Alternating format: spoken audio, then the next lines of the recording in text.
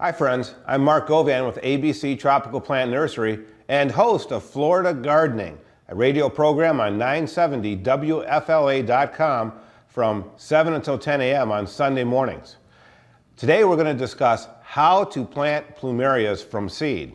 Now there is a couple things that you will need to plant your plumerias from seed. First of all, you're going to need a plumeria seed pod and some ripe seeds, which we have here today.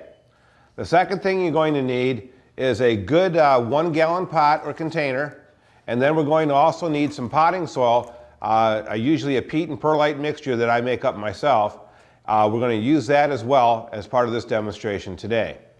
After that, we're also going to need another plant stake and a pencil to go ahead and mark the date on the day that we actually put our seeds in the container.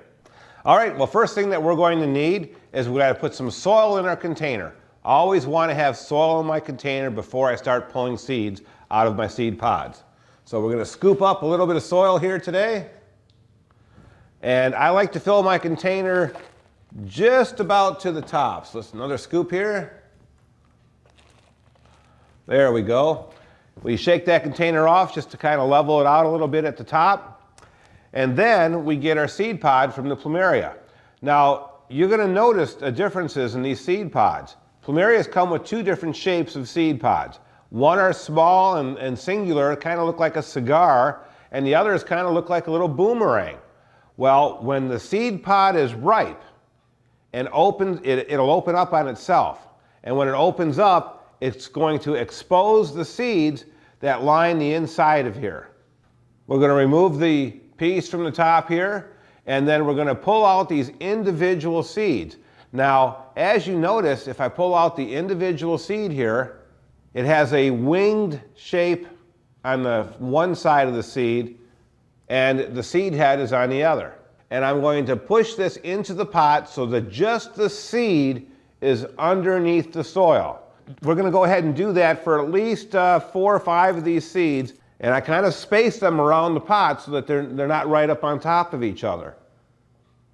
And after I've got these in my one pot here, if you take a look again, I just kind of tap it around a little bit to move the soil around. You'll see the individual wings actually sticking up of the seeds. Once you see these are firmly planted in the pot, I'm going to do a light watering over the top of the pot. The next step is we want to make sure we do, and don't forget, is to actually mark the date stake. So I'm going to go ahead and write today's date on the little marker I've got here.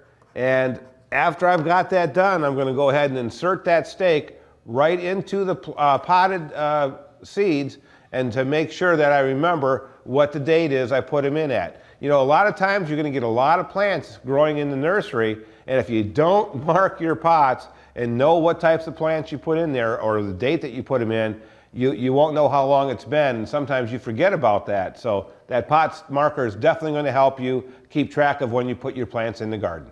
So keep that in mind when you're growing your plumeria seeds. It's a lot of fun, great thing maybe the kids can enjoy as well, but it's a lot of fun to grow your own plumerias from seed. Remember, I'm Mark Govan with ABC Tropical Plant Nursery.